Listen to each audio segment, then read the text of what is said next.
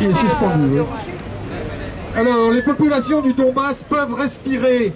La junte, mise à genoux par les patriotes des républiques populaires du Donetsk et de Lugansk, a abdiqué. La victoire est totale. Les nouvelles frontières de Novorossiya sont claires.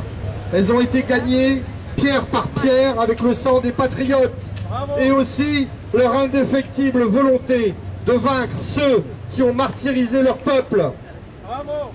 Les dirigeants de Novorossiya ont été clairs.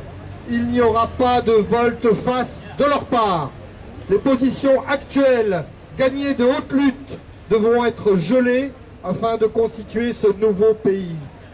Tu parles pas de Novorossiya, constitué de ces deux républiques populaires, et le premier maillon. Attends, tu parles pas de Sarkozy? Tu te calmes.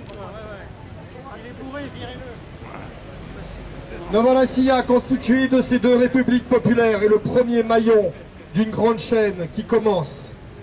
Maintenant, il va falloir reconstruire ce pays. Il va falloir pacifier de nouveau cette région. Mais surtout, il va falloir être vigilant, car les bouchers de Kiev n'ont pas rangé leurs couteaux. Ils sont toujours aux commandes. On ne tourne jamais le dos à un lâche. Les dirigeants de ce nouveau pays le savent. Ils sont sages et expérimentés. Faisons-leur confiance. Ils ont chèrement payé le droit d'exister. La sagesse de leurs voisins russes a été pour eux une garantie. Garantie de ne pas être seuls face à cette hydre composée des États-Unis et de leurs laquais. Grâce à la Russie, près d'1 million de réfugiés ont pu être logés, nourris et pour la plupart ont retrouvé un emploi. Sagesse aussi de Vladimir Poutine, sans lequel cette paix ne serait pas actée aujourd'hui. Le monde a changé. Hier, il y avait deux blocs, la droite capitaliste et la gauche socialiste. Aujourd'hui, la fracture est nette. Le monde est dominé par les États-Unis. Et l'unique question qu'il faut se poser est: doit-on les servir ou bien leur résister?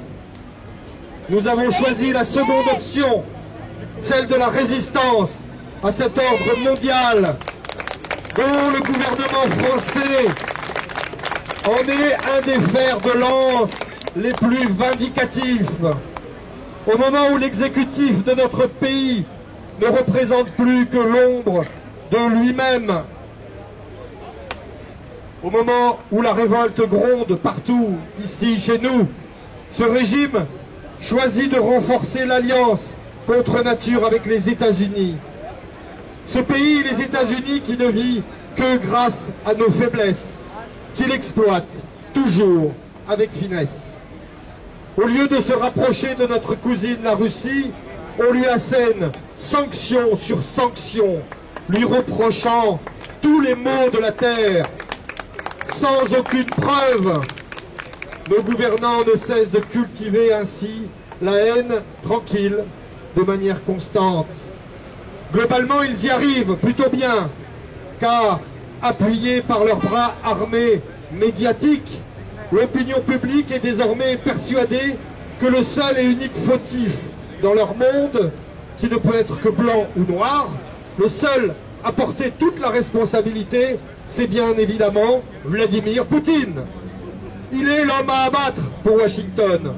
Dans ce pays où on ne supporte pas l'opposition et la moindre révolte populaire, il est celui qui ose diplomatiquement faire face à leur menée dévastatrice. Depuis le début de ce conflit, on crie haro sur le dos des Russes, on le pousse à la faute, on lui tend toutes les ficelles, plus grosses les unes que les autres,